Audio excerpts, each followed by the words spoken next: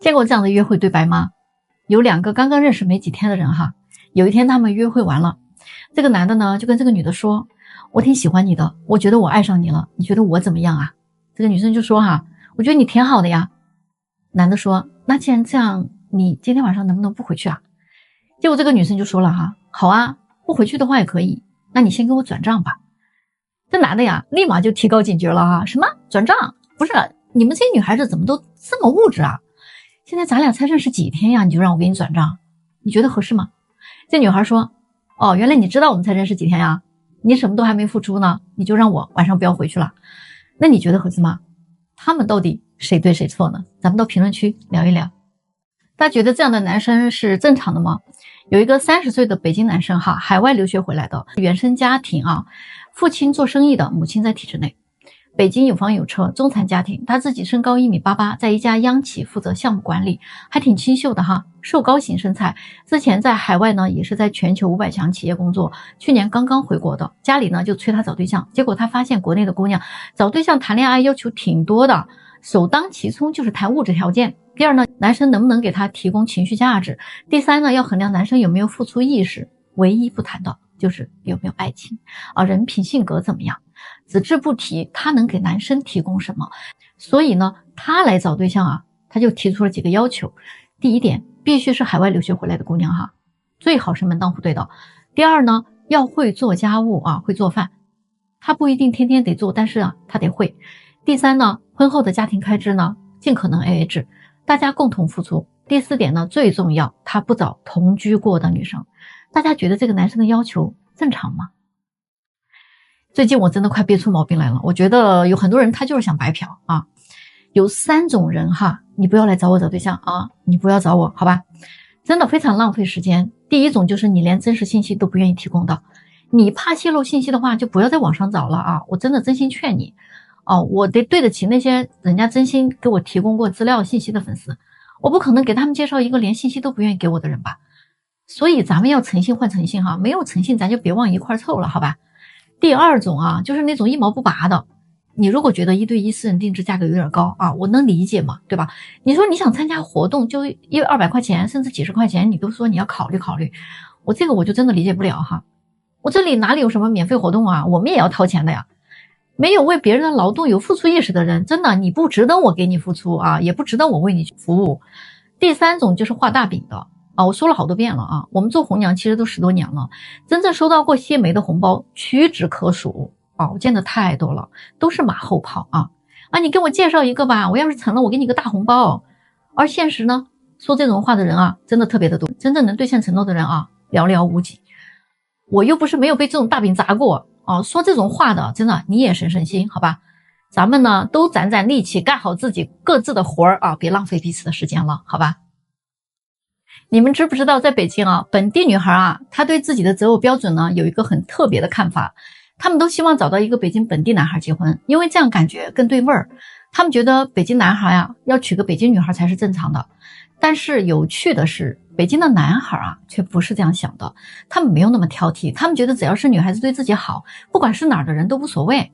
这个就是让很多北京女孩对他们啊有种小意见，他们甚至都开玩笑说，如果你娶了一个外地的，你们家啊一定会成为北京办事处的，他们家那些亲戚的事情全部都会跑到你头上来。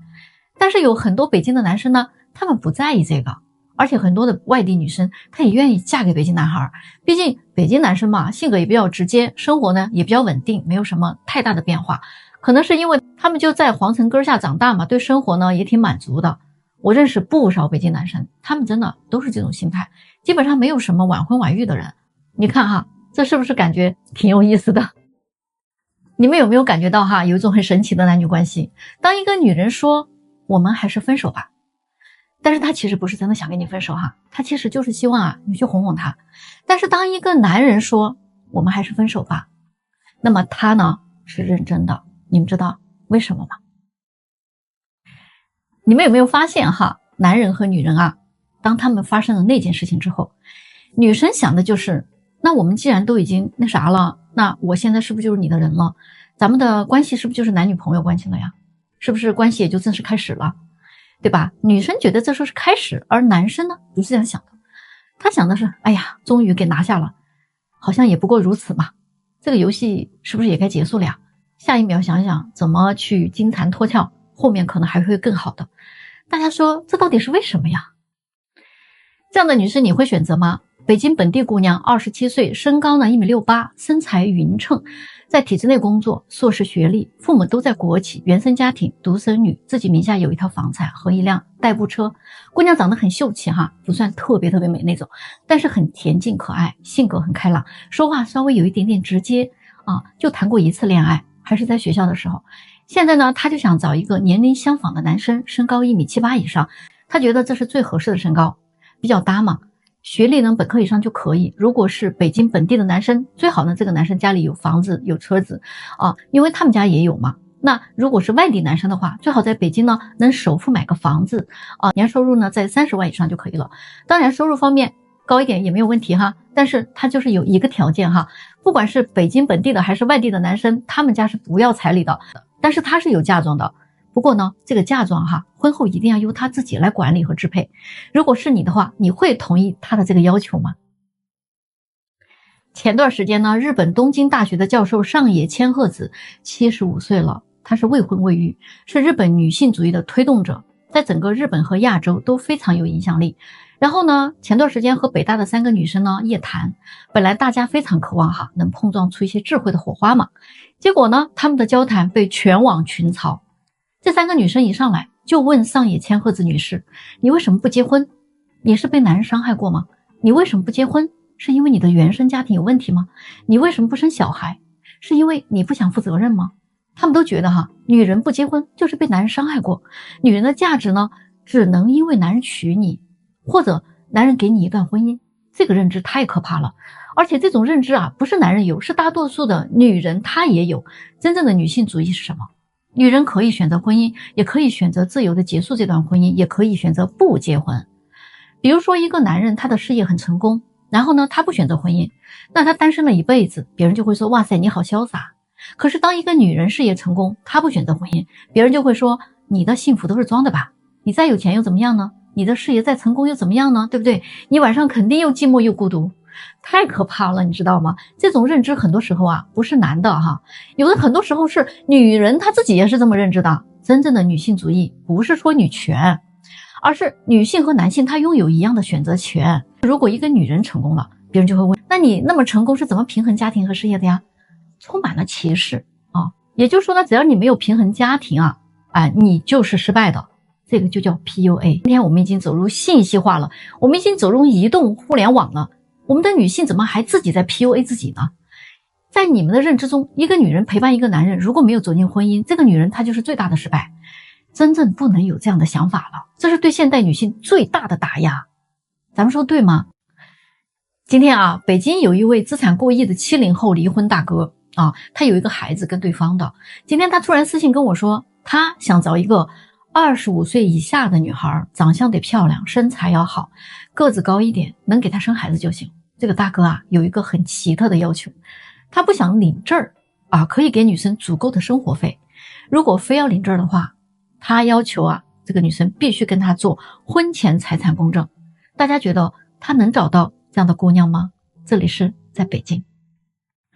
科技是让人进步的，而不是把人卷到失业。大家说对吗？你们看现在无人汽车、无人快递、无人外卖、无人办公啊，以后会不会出现无人城市啊？科技的发展是为了让人类过得越来越好，而不是把人类卷到失业，卷到没有收入。如果是这样的话，科技它不进步也罢，是不是？到最后人类是不是还要沦为给这些机器人服务呢？我们来天天清洗这些机器，我们天天来维修这些机器。如果是这样的话，那科技进步的意义是什么？我在北京做了12年婚恋了啊，我感觉现在高科技、人工智能就是应该取缔那些高危险、高强度人类没有办法完成的一些工作岗位，而不是来蚕食普通人赖以生存的工作岗位的。你们大家认同吗？最近北京有一对夫妻哈，简直刷新人们的三观。父母为了把北京800万的房子过户给他儿子，为了省一笔费用呢，这个操作简直刷新我们的认知。第一步，父母离婚，房子给父亲，母亲净身出户。第二步呢，儿子跟儿媳妇离婚，儿媳妇呢嫁给父亲，那房产证上就有了儿媳妇的名字。第三步呢，那就是更离谱了啊，父亲和儿媳妇呢又离婚，儿媳妇呢再和儿子呢复婚，父母再复婚。那这么一通操作下来啊，房产证上啊就有了儿子的名字了。前前后后他们总共花了300块钱，而节省下来将近50万的各种税费。我是在北京做了12年的红娘丽心姐，这件事情你们怎么看？欢迎到评论区留言。北京日益庞大的单身朋友们哈，我问你们一个问题，单身久了是不是会很挑？他们的回答啊很有意思，说我们不是很挑，我们是害怕。害怕什么呢？害怕好不容易找到一个人，最后却发现啊跟他过还不如自己一个人过呢。听说哈，时间会把对你最好的人留到最后，不知道是不是真的哈？毕竟喜欢只是一阵风啊，而爱呢是细水长流的。我是丽心姐，北京12年红娘生涯，帮助过无数的孤男寡女拿到了结果。路遥知马力，日久见人心。来，给姐点个红心，带你脱单哦。你知道吗？有很多男人在结婚之后啊，工资卡要不要上交给老婆，是真心很纠结的。其实女人呢，也不一定非得要拿走工资卡，但是沟通很重要。比如说，你可以跟老公说，亲爱的，你上交2/3的工资可以吗？这样咱们以后的生活会大大改善的。我有个会员哈，2个人结婚的时候，他们什么都没有买，他俩呢就靠着工资几年攒了个首付，在北京买了房子，又花了1年的时间哈攒钱把房子给装修了，结果呀把她老公身边那几个单身哥们儿给羡慕坏了，他们俩也很开心，这小日子过得哈有滋有味的，他们劲儿往一块使啊，所以家庭生活也很幸福。这个男人就愿意把钱交给他，是因为他看到了未来的美好吗？而不是你拿着钱啊，今天我去买个包，明天我去买个奢侈品，甚至呢有的女人拿着自己家里的钱一个劲儿去补贴自己的娘家，那作为你的老公他能放心吗？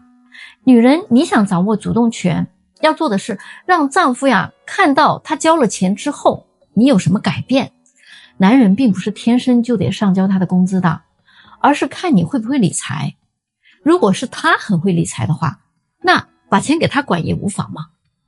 你比如说我有个朋友，他每个月只给自己留1000块钱的零花钱，因为她老公从来不乱花钱啊，把家里的经济管理的特别好，家里边安排的妥妥当当的，生活质量也很有保障，那他还懒得操这份心呢。那不管是谁来管钱，只要能管理好，谁就是合适的人。大家说对吗？